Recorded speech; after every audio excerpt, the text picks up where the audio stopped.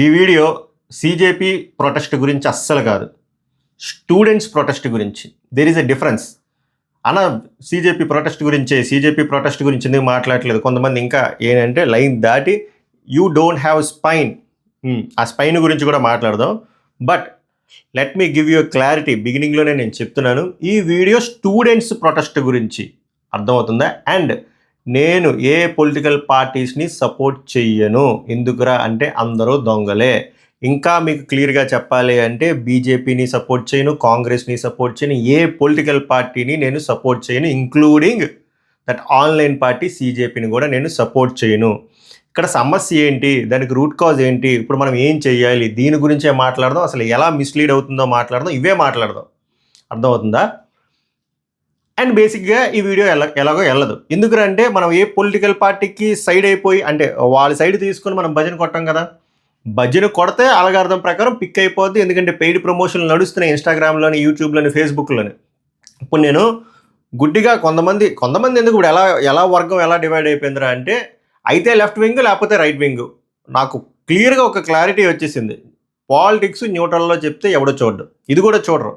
కానీ ఎందుకు రాంబలి చేస్తున్నామంటే, వన్ ఆఫ్ ద ఫాలోవర్స్ చెప్పినట్టు 100 మంది చూసినా 10 మంది చూసినా ఒక్కడ మారినా ఒక్కడికి రీచ్ అయినా చాలు నాకు. మనమేం మనీ కోసం చేయట్లేదు కదా. సో ఆ ఇన్స్టాగ్రామ్ ఓపెన్ చేస్తే అది ఎంత రొట్ట అల్గార్థం అంటే అన్ని paid reels, either paid by CJP or paid by BJP, అంతే. Or left wing or right wing. ఇంకా వద్దురా స్వామి రీసెట్ చేసిన అవే. అందులో నిజాలు ఏంటి అని చూస్తే అసలు ఆ రియాలిటీకి దూరం అన్నీ. నేను చెప్తున్నాను కదా, paid by either left wing or right wing. మరి నిజం జనాలకి ఎలా తెలుస్తుంది, ఎప్పుడు తెలుస్తుంది, అసలు జనాలకి రీచ్ అవుతుందా, అసలు అక్కడ ఏం జరుగుతుంది, వీళ్ళకి ఏం కావాలి అనేది ఇప్పటికీ చాలామందికి క్లారిటీ లేదు. పోనీ చెప్దామంటే అది రీచ్ వెళ్ళలేరు. ఎందుకంటే నేను బ్లైండ్గా బీజేపీకి సపోర్ట్ చేశాను అనుకోండి, వెళ్ళిపోద్ది వీడియో, గట్టిగా వెళ్ళిపోద్ది. నాది చిన్న ఛానల్ అయినా వెళ్ళిపోద్ది. ఎందుకంటే వాళ్ళ పార్టీ వాళ్ళు ఆ వీడియో కట్ చేసుకొని పుష్ చేసేస్తారు డబ్బులు ఇచ్చుకొని. లేదా నేను సీజేపీకి కానీ కాంగ్రెస్కి కానీ నేను సపోర్ట్ చేశాను అనుకోండి, అది కూడా గట్టిగా వెళ్ళిపోతుంది. వాళ్ళు పుష్ చేసుకుంటారు హ్యాపీగా. ఇన్స్టాగ్రామ్లో, యూట్యూబ్లో కూడా అదే జరుగుతుంది. కానీ మనం అసలు యాజ్ టీజ్గా ఏం జరుగుతుంది, వీళ్ళు బొక్కలన్నీ మనం ఎక్స్పోజ్ చేసామనుకోండి, మినిమము న్యాచురల్ పుష్ కాదు కదా, పొరపాటు న్యాచురల్గా పుష్ వచ్చినా కూడా దాన్ని వెళ్ళనివ్వట్లేదు. మీరు అబ్జర్వ్ చేయండి, నాదనే కదా, ఇది కూడా వెళ్ళదు. గట్టి కొడితే 1000-2000 మంది కూడా వెళ్ళదు, పర్లేదు. బట్ నేను అనుకునేది మీ వరకు రీచ్ అవ్వాలి. వీడియో లెంత్ ఉండొచ్చు, ఉండకపోవచ్చు, బట్ నేను ఒక ఫ్లోలో నేను చెప్పుకొని వెళ్ళిపోతాను రా అండ్ ఆనెస్ట్గా. ఛానల్ పేరు పవన్ రా టాక్స్ అని పెట్టినందుకు మనం అలానే వెళ్ళిపోదాం. Okay, welcome to Pawan Raw Talks. My name is Pawan. చెప్పాను కదా, వీడియోని బతకనివ్వరు, వెళ్ళనివ్వరు. సో ఒకవేళ మీకు పూర్తిగా మీకు పేషెన్సీ ఉండి అంతా చూసి మీకు నేను చెప్పింది కరెక్ట్ అనిపిస్తే అప్పుడు లైక్ చేయండి, అప్పుడు హైప్ చేయండి, అప్పుడు సబ్స్క్రైబ్ చేయండి. ఒక్క 10 మంది సబ్స్క్రైబ్ చేసినా చాలు, ఒక్కరు సబ్స్క్రైబ్ చేసినా చాలు, 10 మందికి ఎక్కినా చాలు.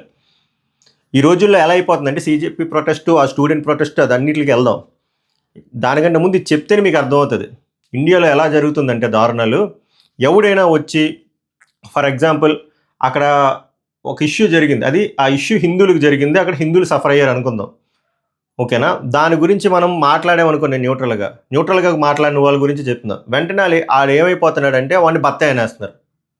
వేరే బత్తాయిలు ఉంటారు, అది ఇందాక నేను చెప్పాను కదా, కంప్లీట్లీ సోల్డ్ అవుట్ టు బీజేపీలు ఉంటారు, completely sold out to Congress ఉంటారు. నేను వాళ్ళ గురించి మాట్లాడలే. నిజంగానే అక్కడ ఒక హిందూకి సమస్య వచ్చింది, ఓకేనా. ఆ సమస్య గురించి ఆనెస్ట్గా న్యూట్రల్గా మాట్లాడేవాడు బత్తాయి అయిపోతున్నాడు. నిజాలు మాట్లాడినా, ఎందుకంటే నువ్వు హిందూని సపోర్ట్ చేసి మాట్లాడుతున్నావు కాబట్టి నువ్వు బత్తాయి. అలాగే అక్కడ నిజంగా ఒక సమస్య వచ్చింది, ఆ సమస్యలో ఉన్నవాడు క్రిస్టియన్ అయ్యాడు అనుకుందాం, నువ్వు వెంటనే గొర్రెబిడ్డ అయిపోతావు. ఇంకా గొర్రెబిడ్డ అంతే. ఇంకా ఫిక్స్ అయిపోయారు. ఇంకా దాన్నే పుష్ చేస్తుంది యూట్యూబ్ కూడా, ఇన్స్టాగ్రామ్ కూడా. అలాగే ఒక ముస్లింకి ఏదైనా ఇష్యూ ఫేస్ అవుతున్నాడు, వాడి గురించి న్యూట్రల్గా ఎవరైనా మాట్లాడితే ఇంక నువ్వు పాకిస్తాన్ వాడు అయిపోతావు. అంతే, పాకిస్తాన్ నువ్వు. ఇంకా ముస్లిం అంటే ఇంక పాకిస్తాన్, క్రిస్టియన్ అంటే ఏసుబిడ్డ, గొర్రెబిడ్డ. ఇంకా హిందువుల గురించి మాట్లాడితే తప్పైంది, అక్కడ ఏమైనా వాళ్ళకి సమస్యలు వస్తే వాడు బత్తాయి. అప్పుడు ఎలా తయారయ్యారంటే, ఒరే మనకెందుకురా స్వామి ఇవి, ఏదో ఒకళ్ళని పట్టుకుందాం అని చెప్పి, ఏం లేదబ్బా అదంతా ఆ రోజుల్లో ఎవడు ఇండిపెండెంట్ జర్నలిస్ట్ లేదు, నార్మల్ జర్నలిస్ట్ లేదు, మీడియా లేదు, సోషల్ మీడియా లేదు, అందరూ సోల్డ్ అవుట్ ఆల్మోస్ట్. చెప్పాను, అయితే లెఫ్ట్ వింగ్కి అయితే రైట్ వింగ్కి. అది ప్రాబ్లం అయ్యింది. ఇప్పుడు కూడా ఇప్పుడు ఏదైతే సమస్య వచ్చిందో, సమస్య ఏంటి, నీట్ పేపర్ లీక్. దీనికి రూట్ కాజ్ ఏంటి మీరు చెప్పండి. మామూలుగా నేను జనరల్ ఆడియన్స్కి చెప్తున్నా, 10 మందికి వెళ్ళే వాళ్ళకే చెప్తున్నా, మీరు మామూలు గుండె మీద చేసుకొని చెప్పండి. దీని రూట్ కాజు ఆ మినిస్టర్ రిజైన్ చెయ్యాలి. మళ్ళీ చెప్తున్నాను కదా, రిజైన్ చెయ్యాలి. ఓకే, కానీ అదే మెయిన్ సొల్యూషన్ కాదు కదా. ఆ మినిస్టర్ రిజైన్ చేస్తే సమస్య తీరిపోతుందా? నేను చేయకూడదు అంటే అక్కడ కూడా వస్తా, అక్కడ బీజేపీ మిస్టేక్స్ ఏమున్నాయో కూడా చెప్తా. కానీ సమస్య అదొక్కటే కాదు కదా. సమస్య కంప్లీట్ మన ఎడ్యుకేషన్ సిస్టమ్ మీద ఉంది, ఎడ్యుకేషన్ ప్రాసెస్ మీద ఉంది. ఆ ఎడ్యుకేషన్ సిస్టమ్, ఆ ఎడ్యుకేషన్ ప్రాసెస్లో ఎన్ని ఫ్లాస్ ఉన్నాయి, ఎన్ని లూప్ హోల్స్ ఉన్నాయి, ఆ ఎంటైర్ ప్రాసెస్లో ఎంతమంది మినిస్టర్లు, ఎంతమంది ఎమ్మెల్యేలు, ఎంతమంది బినామీలు, వాళ్ళు గవర్నమెంట్ వాళ్ళు, ఇటుపక్క కాంగ్రెస్ వాళ్ళు అందరూ ఉంటారు తెలుసా మీకు? ఒక్కసారి ఆలోచించండి. ఈ నీట్ పేపర్ లీక్ది ఓన్లీ మినిస్టర్కే సంబంధం ఉందనుకుంటే మీరు పప్పులో కాలేసినట్టు. భరత్ అనే నేను మూవీలోని ప్రకాష్ రాజ్ గారు ఒక డైలాగ్ వేస్తారు మహేష్ బాబుని, సాయంత్రం తేనేతి విందు ఉంది రా అని. అక్కడ చూస్తే అందరు పొలిటికల్ పార్టీస్ వాళ్ళు ఉంటారు. లీడర్ మూవీలో కూడా చూపిస్తారు, నిజంగా బయట జరిగేది కూడా అదే. అందరూ దొంగలే, అంత కలరింగ్ కటింగ్. నువ్వు ఈ వర్గాన్ని పట్టుకో, నేను ఈ వర్గాన్ని పట్టుకుంటా. ఒకళ్ళ మతాన్ని పట్టుకుంటారు, ఒకళ్ళ కులాన్ని పట్టుకుంటారు, ఒకళ్ళ భాషను పట్టుకుంటారు, ఒకళ్ళ ప్రాంతాన్ని పట్టుకుంటారు, మనల్ని ఇమోషనల్ ఫూల్ చేస్తారు. సారీ టు సే దిస్, మనల్ని నిజంగానే గుర్రెలు చేస్తారు. ఇప్పుడు చూడండి, ఈ సమస్య ఎవరిది? స్టూడెంట్స్ది. కానీ ఇప్పుడు ఇది పొలిటికల్ ప్రొటెస్ట్ అయిపోయింది. యాడ చూసినా, అటు సైడ్ చూసినా ఇటు సైడ్ చూసినా పొలిటీషియన్స్ వాడుకో రాజా అన్నట్టు వాడుకుంటున్నారు, ఎవరికి నచ్చినట్టు. అక్కడ కులాన్ని తెస్తున్నారు, దేవుళ్ళని తెస్తున్నారు, వేరే పార్టీస్ని తెస్తున్నారు. అసలు సమస్య ఏంటి? ఇప్పుడు ఏం చెప్పింది? పేపర్ లీకేజ్, దాని అకౌంటబిలిటీ ఓన్లీ మినిస్టర్దా, గవర్నమెంట్ది లేదా, అండ్ ఆ మినిస్టర్ ఉన్న కింద వాళ్ళది లేదా? ఆ ఎంటైర్ ఆ ప్రాసెస్లో ఎంతమంది ఉన్నారు? దీనికి ఫండింగ్ ఎలా వస్తుంది? అసలు పేపర్ లీక్ ఎందుకు అవుతుంది? మామూలుగా ఆలోచించండి. ఒక పేపర్ లీక్ ఎందుకు అవుతుంది? అది వేరేవో కొన్ని పెద్ద తలకాయలకి వెళ్ళాలి అన్నప్పుడే కదా. ఆ పెద్ద తలకాయలు స్టూడెంట్స్కి వెనక పెద్ద తలకాయలు ఎవరు ఉంటారు? పేరెంట్స్. వాళ్ళు ఎంత పెద్ద కార్పొరేట్ ఫ్రాడ్గాళ్ళు ఉంటారు? వాళ్ళు ఓన్లీ బీజేపీకి సంబంధించి ఉండవసరం లేదు. ఇక్కడ ట్విస్ట్ ఏంటంటే అందరు పొలిటికల్ పార్టీస్ తాలూకా పిల్లలు, పెద్ద పెద్ద పిల్లలకి ఇప్పించడం కోసమే కదా ఉంటుంది. సో ఇందులో ఎంతమంది దొంగలు ఉంటారు? ఇవన్నీ వీళ్ళు రావాలి కదా. ఇప్పుడు మనకి ఈ రెసిగ్నేషన్ ఒక్కటే సొల్యూషన్ కాదని నేను చెప్తున్నా. కంప్లీట్గా మన ఎడ్యుకేషన్ సిస్టమ్ని రీఫ్యాక్టర్ చేయాలి, రీఫార్మ్ చేయాలి. అండ్ ఈ కేసుని ఒక ఇండిపెండెంట్ బాడీకి ఇవ్వాలి ఇన్వెస్టిగేషన్కి. అది బీజేపీ చూడకూడదు, కాంగ్రెస్ చూడకూడదు, ఎవడో చూడకూడదు. ఇండిపెండెంట్ ఇన్వెస్టిగేషన్ జరగాలి. జరిగిన తర్వాత అందులో ఉన్న ప్రతి ఒక్కరు బయటకు రావాలి, వాళ్ళకి కఠినమైన శిక్షలు పడాలి. అలాంగ్ విత్ దట్ ఈ రెసిగ్నేషన్ కూడా అవ్వాలి కదా. కానీ మీరు ఎక్కడితోనే సొల్యూషన్ వస్తుంది అనుకుంటే ఇక్కడ కూడా మీరు మళ్ళీ పప్పులో కాలేస్తారు. ఒకవేళ ఈ ప్రొటెస్ట్, ఇది పొలిటికల్ ప్రొటెస్ట్ చేశారు. ఈ ప్రొటెస్ట్ ఎలా జరగాలి? స్టూడెంట్స్ ద్వారా జరగాలి, సైలెంట్గా జరగాలి. హింస కంటే అహింస అనేది మోర్ పవర్ఫుల్. ఆ సైలెన్స్ అనేది most dangerous weapon. But unfortunately స్టూడెంట్స్ని యూజ్ చేసుకుంటూ ఈ పార్టీ వాళ్ళు ఆ పార్టీ వాళ్ళు స్టూడెంట్స్ని బలి పశువులు చేస్తున్నారు. అఫ్కోర్స్ మొన్న జరిగిన ప్రొటెస్ట్లో కొంతమంది స్టూడెంట్స్ది తప్పు ఉంది, కొంతమంది పోలీసులది తప్పు ఉంది. కొంతమంది పోలీసులు కానీ పోలీసుల్లో వచ్చి వాళ్ళు కావాలని మిస్లీడ్ చేశారు. ఇక్కడ స్టూడెంట్స్ కానీ స్టూడెంట్స్లో వచ్చి వీళ్ళు మిస్లీడ్ చేశారు. ఇన్ని జరిగాయి. ఇది ఈ పార్టీ వాళ్ళు చేశారు, ఆ పార్టీ వాళ్ళు చేశారు. వెరీ హై లెవెల్లో చెప్తున్నాయి. ఇదంతా మనకు తెలిసిన సినిమా ఇదంతా. కానీ ఎండ్ ఆఫ్ ద డే ఎవరు ఎఫెక్ట్ అయ్యారు? స్టూడెంట్స్ ఎఫెక్ట్ అయ్యారు కదా. ఈ సమస్య ఎవరిది? స్టూడెంట్స్ది. ఆ స్టూడెంట్స్ని ఫైట్ చేసుకోనివ్వండి. మధ్యలో ఇవన్నీ ఎందుకు? మీరందరూ ఎందుకు ఇన్వాల్వ్ అవుతున్నారు? అందుకే నేను బీజేపీకి సపోర్ట్ చేయట్లేదు, సీజేపీకి సపోర్ట్ చేయట్లేదు. ఇంకా మీ సీజేపీ సపోర్ట్ చేసుకున్నారంటే అది మీ ఇష్టం, మీ విఘ్నతకు వదిలేసాను అంతే. ఓకేనా? ఇక్కడ సమస్యలా చూడండి. స్టూడెంట్ ప్రొటెస్ట్ని మీరు ఎక్కడికెక్కడికి తీసుకెళ్తున్నారు? నేను మళ్ళీ చెప్తున్నాను కదా, బీజేపీది తప్పులు ఉన్నాయి, అలాగే ఇక్కడ సీజేపీవి తప్పులు ఉన్నాయి. అది మీకు నచ్చదు. ఎందుకురా అంటే అది నిజం. మీకు ఎప్పుడు నచ్చుతుంది అంటే మీకు నచ్చేటట్టు నేను చెప్తే మీకు నచ్చుతుంది. అప్పుడు మీరు వీడియో కట్ చేసుకొని నాకే ఎలివేషన్ వద్దన్నా కూడా ఇస్తారు మీరు. కానీ హార్ష్ రియాలిటీ మీకు డీప్ ఇన్సైడ్ యువర్ హార్ట్ మీకు తెలుసు. ఇక్కడ అంతా పొలిటికల్ గేమే నడుస్తుంది. జోష్ మూవీలో జరిగిందే జరుగుతుంది కాదు. అన్ని పార్టీస్ ఇన్వాల్వ్మెంట్ ఉంది ఇక్కడ. అవునా కదా? మీరు చెప్పండి. అవునా కాదా? మీరు మనసు మీద ఇలా గుండె మీద చేసుకొని చెప్పండి ఇక్కడ ఏం జరుగుతుంది అనేది.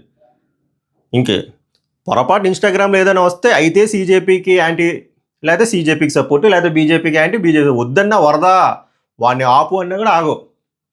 ఎవడైనా పొరపాటున న్యూట్రల్గా మాట్లాడితే అబ్బే లేదు. మరి ఏంది బ్రో సొల్యూషన్? దీనికి సొల్యూషన్ ఏంది అంటే చెప్తున్నా కదా. ఫస్ట్ థింగ్ పెద్ద లెవెల్ సొల్యూషన్ చెప్తా, ఇది జరగదు. ఇది జరగాలంటే చాలా చాలా పేషెన్సీ ఉండాలి. అన్ఫార్చునేట్లీ మనకు అది లేదు. ఎందుకంటే ప్రొటెస్ట్లోనే జరుగుతుంది కదా. Patience is the key. ఆరు వన్ బై వన్ వద్దాం అనుకుంటే ఇది స్టూడెంట్స్ ప్రొటెస్ట్ లాగే కంటిన్యూ చేయాలి. సైలెంట్గా ప్రొటెస్ట్ చేసుకుంటూ వెళ్ళాలి. అందరూ గ్యాదర్ అవ్వాలి. సైలెంట్గా చేసుకుంటూ వెళ్ళాలి. అహింస మార్గంలో జరగాలి. వణుకు పడుతుంది. మీరు ఏదో అనుకుంటున్నారు. ఎటువంటి పొలిటికల్ పార్టీస్ని ఇన్వాల్వ్మెంట్ పెట్టకూడదు. ఎటువంటి ఏమంటారు ఆ కులాన్ని కానీ మతాలను కానీ ఏవీ తేగకూడదు. వైలెన్స్ అనేది ఉండకూడదు. సైలెంట్గా చేసుకొని వెళ్ళండి. వణుకు పుడుతుంది. అప్పుడు ఇందాక నేను చెప్పినట్టు ఆ పర్సన్ ఇప్పుడు బీజేపీ తప్పేందో తెలుసా? వాళ్ళు ఇగోకి తీసుకుంటున్నారు. ఇగోకి కూడా కాదు, వాళ్ళకి తెలుసు దొంగలందరూ దొరుకుతారని చెప్పి. One of the main reasons, అదే మెయిన్ రీజన్ అనట్లే, ఆ మినిస్టర్ ఎందుకు రిజిగ్నేషన్ చేయట్లేదు? ఎంతసేపు ఇంత చిటికలో పని, ఇగో చేయట్లే. అండ్ వాడు రిజైన్ చేస్తే వాడు అందరినీ ఎక్స్పోజ్ చేస్తాడు. ప్రైవేట్ ఇన్వెస్టిగేషన్కి ఇస్తే, ఇండిపెండెంట్ ఇన్వెస్టిగేషన్ ఇస్తే ఏమో అప్పుడు ఎంత పెద్ద తలకాయలు వస్తారో. బీజేపీ వాళ్ళు వస్తారు, కాంగ్రెస్ వాళ్ళు వస్తారు, ఆమ్ ఆద్మీ వాళ్ళు వస్తారు, అందరూ వస్తారు. ఏమో ఎవడికి తెలుసు కదా. అందుకే జరగనివ్వట్లేదు. అది జరగాలి. దాంతోపాటు నేను ఇందాక చెప్పినట్టు రూట్ కాజ్ ఏంటి, ఇది ఎలా జరిగింది, ఎలా జరుగుతుంది, కొన్నేళ్ళ నుంచి ఎలా జరుగుతుంది, ఇందులో ఎవరి హస్తాలు ఉన్నాయి, ప్రైవేట్ అంటే కార్పొరేట్ ఫ్రాడ్స్, కార్పొరేట్ వాళ్ళ హస్తం ఎంత ఉంది, దీన్ని రీఫ్యాక్టర్ చేయాలంటే ఎలా చేయాలి, దీనికి ఏమైనా కొత్త లాస్ మనం ఏమైనా బిల్డ్ చేయాలా, లేకపోతే ఉన్న లాస్నే అమెండ్మెంట్స్ చేయాలా, అండ్ దీన్నంతా ఒక సెపరేట్ బాడీ మానిటర్ చేసేటట్టు ఉండాలా, ఏ గవర్నమెంట్కి సంబంధం లేకుండా ఎడ్యుకేషన్ సిస్టమ్ అంతా ఈ ఫ్లో అంతా ట్రాన్స్పరెంట్గా జరిగేలాగా వితౌట్ ఎనీ ఫ్లాస్ ఇవన్నీ మనం చెయ్యాలి. అంటే ప్రొటెస్ట్ అనేది ఆర్గానిక్గా న్యాచురల్గా వితౌట్ వైలెన్స్తో నడవాలి. ఇందులో కులాన్ని మతాన్ని భాషని ప్రాంతాన్ని దయచేసి తేవద్దు. Especially పాలిటిక్స్ని తేవద్దు, political పార్టీస్ని తేవద్దు. మీరు ఇన్స్టాగ్రామ్లో చూసిన రీల్ ఏవి నిజాలు కావు. సీజేపీదైనా బీజేపీదైనా ఏవి నిజాలు కాదు. మీరు యూట్యూబ్లో చూసినవి కూడా నిజాలు కాదు. మీకు నిజం కావాలి, నిజం తెలియాలి అంటే మీరు ఢిల్లీకి వెళ్ళి సైలెంట్గా ప్రొటెస్ట్ చేయండి. మీ అకౌంటబిలిటీ, మీ రెస్పాన్సిబిలిటీ చూపించండి. ఓకేనా? కానీ ఇక్కడితో ఇది ఆగిపోతుందంటే ఆగదు. ఎందుకంటే ఇండియాలో మొత్తం ఇండియా ఈజ్ కంప్లీట్లీ కరప్టెడ్. మీరు నన్ను పాకిస్తాన్ అనుకున్నా పర్లే, ఇండియా ఈజ్ కంప్లీట్లీ కరప్టెడ్. అది రీఫ్యాక్టర్ చేయాలి, రీఫార్మ్ చేయాలంటే ఏంటో తెలుసా? నా ఒపీనియన్ చెప్తున్నా, అది రైట్ అవ్వచ్చు, రాంగ్ అవ్వచ్చు. ఇప్పుడు నేను ఐటీ బ్యాక్గ్రౌండ్ పర్సన్. ఇప్పుడు నేను ఐటీ జాబ్కి వెళ్ళాలి ఆర్ ఇంకో జాబ్ మారాలి అంటే నాకు ఒక అర్హత ఉండాలి, ఒక క్వాలిఫికేషన్ ఉండాలి. నా ఎడ్యుకేషన్ క్వాలిఫికేషన్ ఇది ఉండాలి, నా స్కిల్ సెట్ ఇది ఉండాలి. ఒక డాక్టర్ అవ్వాలంటే వాళ్ళ ఎడ్యుకేషన్ క్వాలిఫికేషన్ ఒకటి ఉంటుంది, ఒక లాయర్కి ఒకటి ఉంటుంది, ఒక బిల్డింగ్ కట్టేవాడికి ఒకటి ఉంటుంది. వీళ్ళందరికీ ఉంటుంది. వీళ్ళందరిపైన ఉన్న పొలిటీషియన్స్కి మాత్రం ఎటువంటి ఎడ్యుకేషన్ క్వాలిఫికేషన్ అవసరం లేదు, ఎటువంటి ఎంట్రన్స్ ఎగ్జామ్లో అవసరం లేదు, ఏమీ ఇంటర్వ్యూస్ అవసరం లేదు. కానీ నన్ను అడిగితే ఇప్పుడు ఈ ఏ కాలంలో మనం ఉన్నాం కాబట్టి ఇప్పుడు ఉన్న పొలిటీషియన్స్లో అట్లీస్ట్ అదేదో లీడర్ సినిమాలో 100% అవ్వదు కాబట్టి 50% మీరు స్టేట్ ఎలక్షన్లో తీసుకున్నా, సెంట్రల్ ఎలక్షన్లో తీసుకున్నా, ఎమ్మెల్యేలు తీసుకున్నా, ఎంపీలు తీసుకున్నా, ఎవరిని తీసుకున్నా 50% ఎమ్మెల్యేలు కానీ ఎంపీలు కానీ ఎవరైనా రావాలి అంటే వాళ్ళకొక కట్ ఆఫ్ పెట్టాలి. వాళ్ళ ఎడ్యుకేషన్ క్వాలిఫికేషన్ మినిమం డిగ్రీ అయినా ఉండాలి. ఓకేనా? వాళ్ళకు ఒక ఎంట్రన్స్ ఎగ్జామ్ ఉండాలి. అది చాలా చాలా కష్టంగా ఉండాలి. నీట్ రేంజ్ స్థాయిలోనే ఉండాలి. అండ్ అది ఒక ఇండిపెండెంట్ బాడీకి ఇవ్వాలి. ఎటువంటి పొలిటికల్ పార్టీస్కి ఇవ్వకూడదు.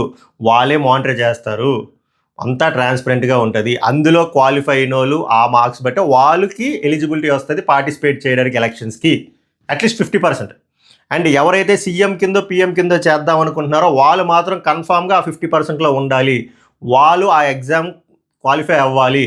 అప్పుడే వాళ్ళకి ఆ ఎలిజిబిలిటీ క్రైటీరియా వస్తుంది. అండ్ ఒకసారి సీఎం కానీ పిఎం కానీ అయిన వాళ్ళు 2 సార్లు యూఎస్లో ఉన్నట్టు 2 టర్మ్లే, మూడో టర్మ్కి ఆ ఎలిజిబిలిటీ ఉండకూడదు. ఎందుకంటే కొత్త నీరు రావాలి, మొనోపోలీ ఉండకూడదు, ఈ ఎగ్జామ్కి కూడా ఎటువంటి రిజర్వేషను ఉండకూడదు. ఇలా పెడితే అప్పుడు చదువుకున్నోళ్ళు, కష్టపడే తత్వం ఉన్నోళ్ళు, వాళ్ళు ఎడ్యుకేషన్ మీద అవగాహన ఉన్నోళ్ళు ఇప్పుడు ఈ పాలిటిక్స్కి వస్తారు. లేకపోతే పాలిటిక్స్ అనేది బూత్ అవుతుంది. పాలిటిక్స్ అనేది బూత్ కాదు, సర్వీస్. సో ఈ సర్వీస్లోకి చదువుకున్న వాళ్ళు వస్తే, అట్లీస్ట్ 50% వాళ్ళు వస్తే మారుతుంది మెల్లిమెల్లిగా.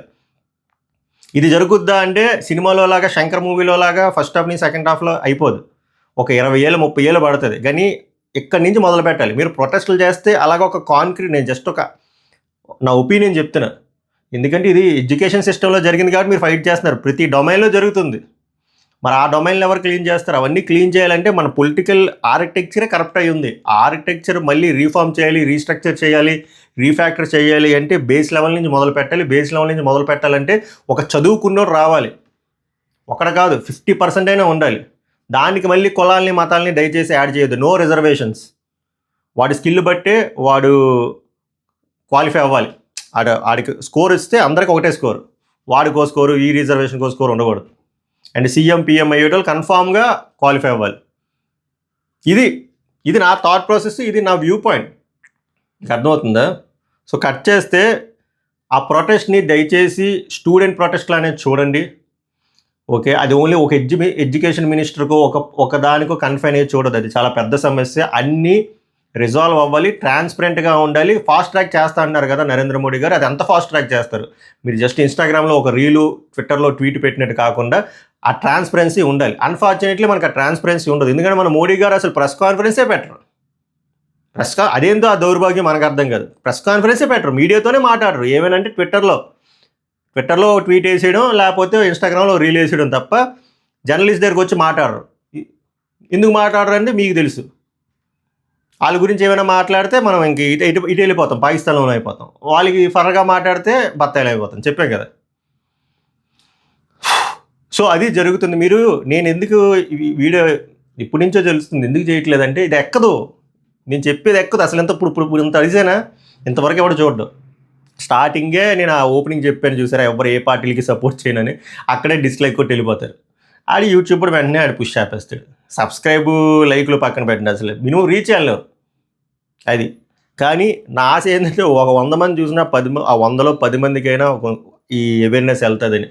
మీరు బలిపశువులు అవ్వద్దు. జోష్ సినిమా చూసుకొని రీకలెక్ట్ అవుతుంది అంతా.